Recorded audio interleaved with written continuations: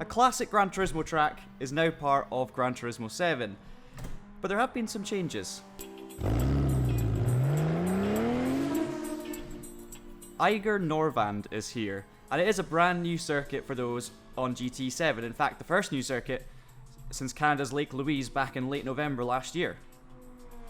Although it's a brand new circuit to Gran Turismo 7, it's definitely not a brand new circuit to Gran Turismo. To tell you the full story about this Alpine route, we're going to have to travel all the way back to 2006.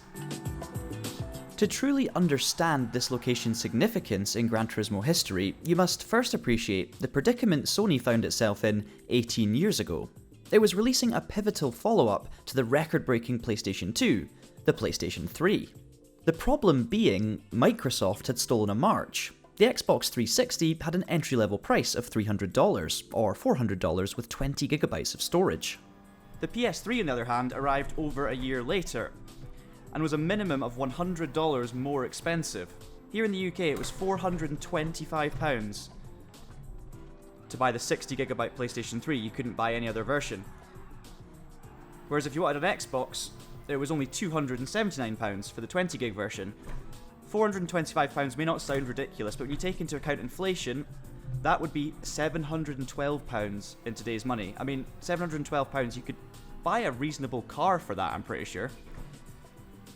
In fact, what could you buy for £712? Of course, BMW 1 Series, 2008 as well, only 100,000 miles. An Insignia, 94,000 miles, 2009. Lots of Astras. Ooh, a 2-litre Alfa Romeo GT. Possibly the biggest surprise of them all, you can actually buy a Ligier for £700. No matter, because the technical wizards at Polyphony Digital were hard at work on a new Gran Turismo game following the wildly successful GT3 and GT4, each selling well over 10 million units. A guaranteed smash hit was just around the corner. Except, creation was far from finished. To help plug the gap and entice those looking to trade in their trusty PS2, at the PS3's beginning there was a new GT game for free. It just wasn't a full release, more of a glorified tech demo, a virtual aperitif if you will. The download-only title, itself a new concept for PlayStation, was called Gran Turismo HD Concept. It only featured 10 cars, plus some bonus tune versions, and just one track, with an unlockable reverse layout, and that track was Eiger Nordwand. Once you had downloaded HD Concept, eventually, because you were probably using 1 megabit per second internet and it took about a week, the visuals were breathtaking. By today's standards, the trackside fans do look rougher than a stag post-due, but the overall location and the car representations mostly stand the test of time. I swear this Toyota Celica looks better now than some of the current Forza Motorsport models, and this game is nearly 20 years old. Perhaps the Eiger, a 13,000 foot tall mountain in the Bernese Alps, was selected to show off the power of the PS3? It was certainly drawing people in, even though a fully fledged game was still years away. There was Switzerland's formidable rock faces, lush grassy scenery, and rolling hills. There is no circuit here in the real world, but the Kazunori Yamauchi-led team selected a stunning area, recreated the topography, and then placed asphalt down where hiking trails already existed. Even the Jungfraubahn railway and nearby hotel are faithfully rendered in polygonal form. Starting with a rather awkward and exaggerated jump, you plunge downhill through a series of switchback hairpins before crossing a bridge, trying not to be distracted by the mountains looming on the horizon, driving through a tunnel, and then into a tricky final sector. It's not really wide enough for great racing, but that didn't matter, as you couldn't race HD Concept online, or even against AI-controlled opponents. It was just you and the clock. In that context, a narrow mountainside pass does make a lot of sense. Here's somewhere that looks great and is ideal for time trials.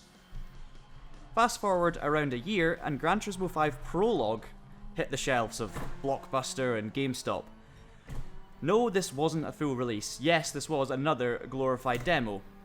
But this time, you actually had to pay for it.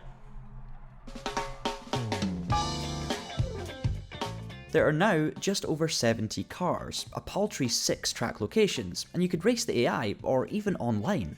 Prologue felt very much like a way of testing the game's online multiplayer services in fact, a first for the series. This marked Eiger Nordwand's first appearance in a paid-for GT game and came with some notable changes. The basic layout remains the same, such as the start-finish line placed in different positions for the reverse version. But if you look carefully, the access road heading into the first corner has actually moved. In HD Concept, it's at the turn-in point, whereas in Prologue, there's a feeder lane ahead of the corner. Beyond the third corner, you can see another road in the middle distance, and then the bigger change. The left-hand hairpin that descends steeply no longer has a patch of gravel on the inside. I always quite liked cutting this a little, like a rally stage, but now the cordoned off area is closer to the road surface, and there's another access road abutting.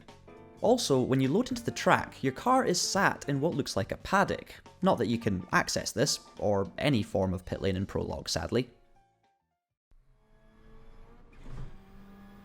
2010, 4 years after the PlayStation 3 arrived, and following 2 demo-type releases, we finally had a full-fat, numbered Gran Turismo title. And that, of course, was GT5.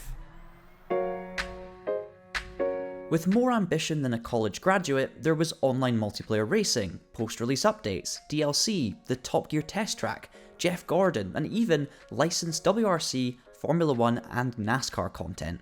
Visible car damage also debuts. Better late than never, I guess. Once again, Eiger is a tentpole fictional circuit, this time fashioned into a full release. It underwent further drastic changes too. Firstly, you could drive it in the rain. Secondly, as part of a punishing Grand Tour challenge, you get to see a small celebratory ramp in the nearby Swiss village. This particular level was a nightmare. The twisting track paired with the Alfa Romeo 8C would see you fail to hit gold again, and again, and again, and again. Mercifully, when capturing footage for this very video, we did achieve the top award, over 13 years on from the Traction team's last attempt. Thirdly, it now has a working pit lane that goes off for a countryside ramble. We've had to speed up the footage here of the snake-like path. It feels longer than some entire circuits. Fourth, and whoa, 3 additional rally layout versions were added? One of these is the W trail, which is down the bottom of the hill and entirely gravel. Then there's the G trail, which is atop the gradient and also fully dirt. The latter is rather strange. There are some angles of attack which basically defy physics, such as crawling sideways into a hairpin, followed by a stretch so steep you must brake what feels like a week before the corner. Imagine that the roadside tape was actual tape and not an impervious invisible wall. At times, this really isn't a driving simulator, but a downhill dry skiing game. The shorter W trail is much more enjoyable, principally because this gravel-strewn track feels more authentic.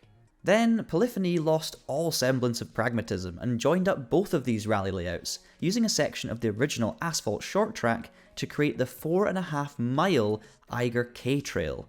Once again, we must question how good the racing is around this location. Some sections are narrower than a remote village's side streets. Perhaps it would be better suited for a mountain biking game than a driving title. Still, in time trial, this is a real challenge and visually a showcase for what was possible with the PlayStation 3.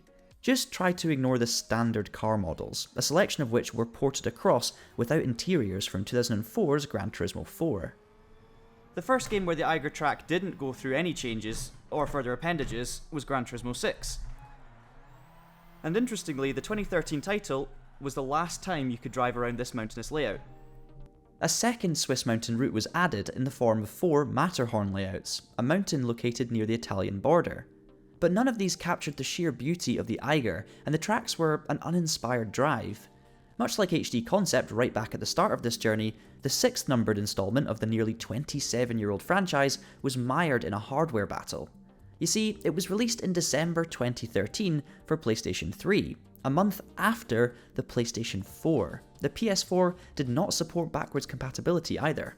Little wonder why this is the most overlooked installment and lowest selling of the numbered releases at the last time of counting. But hey, there was the Goodwood Festival of Speed Hill Climb, and the moon. The actual moon. No, seriously. The moon. Sadly, the standard cars without interiors continued. They were nearly a decade old by this point, so while several vehicles had astonishingly detailed interiors and exteriors, many didn't, including the 1999 Subaru Impreza rally car. When driven around the Eiger Nordwand K trail layout, the low-quality dirt buildup is jarring, and it sounds as if a food processor was used to capture the engine noise.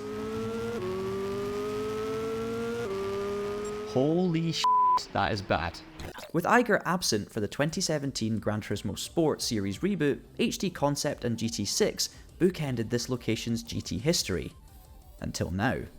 Yes, Eiger Nordwand has returned. In the latest free update for Gran Turismo 7 on PS4, PS5 and even PSVR 2, the Swiss venue makes a comeback. In the current iteration of Sony's The Real Driving Simulator, several original tracks created by the Japanese development team over the years have returned, but they have received tweaks, like the more acute hairpin at Deep Forest, or the almost unrecognisable coastal Grand Valley Highway. When the teaser trailer was published for this update, a subtle callback was this shot, almost identical to this part of HD Concept's intro video. The whole track, however, was not shown, and while the surrounding area and twisting first sector looked similar, we couldn't help but notice that the pit lane seemed to be inside the tunnel, and if that's true, there must be some significant revisions. So both of those statements are true, because I am currently in the pit lane, and as you can see, it is very much a narrow tunnel. And as I leave the pit lane, we can look at all the other changes that have taken place. So this is the Gran Turismo 7 version of Eiger Nordwand. And we'll just take it up to the final corner, and I'll point out the things that I'm spotting with this version. So first of all, the start-finish line's in the same place. This is the main straight, but there's no big jump anymore. There's a little bit of a rise, but you don't really get much air over it. All of the trees are gone on the left, and also the access roads, which used to be the pit lane. As you can see, it's now just a cliff face. So that's fine.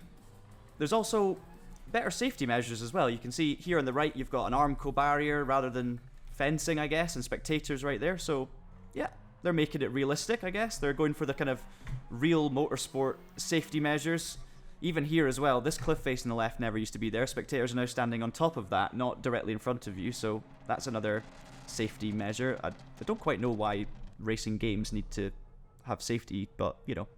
Then as we go down this hill, you've got a kind of barrier there at the start of the bridge. This has actually been resurfaced as well, so it's now a proper tarmac bridge, which is really cool. I don't think that's ever been the case before. It was a slightly different material before. And this right-hander here, as you can see if you look to your right, is now a bridge. So it's been built into the hillside and just looks awesome. There's your pit lane on the left. Now we're not going into a tunnel, we're actually just going around the hill, and in between the pit lane and the hill that I'm driving on, there's actually the train track running through, which is just wicked. And another thing that excites me, because I'm a child, the trains actually move, so you could race the trains on Gran Turismo 7, which I love. Then come up to this last sector, obviously the buildings have been redone, but everything's fairly similar, the train track's still there. And then that's you. Eiger Nordwand on Gran Turismo 7. I've been waiting for this, and I'm very, very happy about it. And of course, this circuit is not the only new thing on Gran Turismo today. We also have this 1998 Subaru Impreza WRC. This was the first time that Subaru had moved away from the Group A regulations and towards WRC regulations. Still has an incredible manual H-pattern gearbox, no sequential yet. But this was, of course, the car that Colin McRae used to take around the world, winning rallies, never won a championship in it. It was never quite consistent or reliable enough. But it is just an awesome, awesome car. And of course, this is the first time that this car has been available in a Gran Turismo game in premium form, not the blacked out interior that we saw in the older games ported from Gran Turismo 4. You can actually see the dashboard. It's just one of my favourite cars of all time. I know I say that about a few things, but I really do mean it. Pro Drive. There's something about Pro Drive machinery I just can't get enough of, and don't know if it's the Colin McRae connection or just how beautiful the shape is with the two-door, but I just absolutely love it.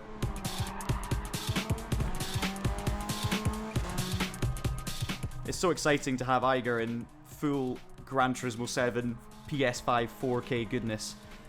Just being able to enjoy all of the textures and enjoy the scenery, the sunrise. Currently racing at 7 AM in game. Just sensational.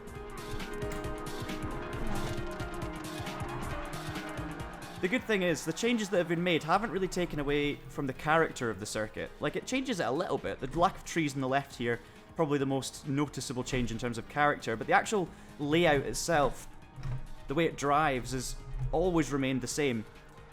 Yes, there's no big jump on the pit straight, but it doesn't really change much. I do think this track will suit road cars as well. It's not hugely wide, but at the same time it's not one lane narrow either. It's kind of a a bit of both. But it just feels right to be taking this rally car around here. I do hope they add in some of the dirt layouts as well in future updates, because obviously right now it's just the main Eiger layout, and then you've also got a reverse version of this track, but wouldn't it be great to have some rally stages back that we could take this car around? Maybe some updated rally stages, some new ones? Please, Polyphony? Can't quite take that flat, I don't think. Tiny lift there. Using all of the road. In fact, let's go for a proper fast lap and see what we can do.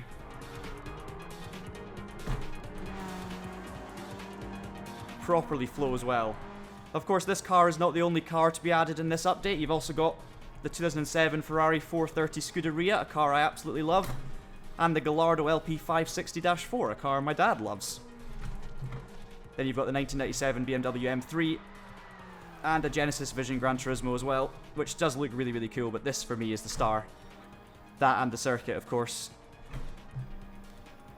There's also some subtle physics updates, some changes to the tyre model, suspension, although I have to say in this very short time, obviously it's a new car, new circuit, I'm not really noticing too much, but it does feel good, I'm enjoying it. Michelin tyres have been added as well, which is interesting. Would love to see if that actually changes the performance compared to a regular tyre, or if it's just a visual thing. Hopefully you guys have enjoyed this little trip through time, reminiscing about Eiger Nordwand, and enjoying it now that it's back. I want to hear your memories from this circuit as well. Hopefully this is bringing back a lot of nostalgia. I do love it when an old layout comes back to Gran Turismo, I really do. We're going to pull back into the new pit lane, running along the Armco here. But guys, if you want to see more Gran Turismo 7 content in future, or more history of Gran Turismo content, or even just other racing games that aren't Gran Turismo, do make sure you subscribe to the Traxion channel and hit the notification bell so you don't miss out on any of it. And leave us a like if you've enjoyed this little retrospective. But until I see you next time, thank you so much for watching, and have a great day.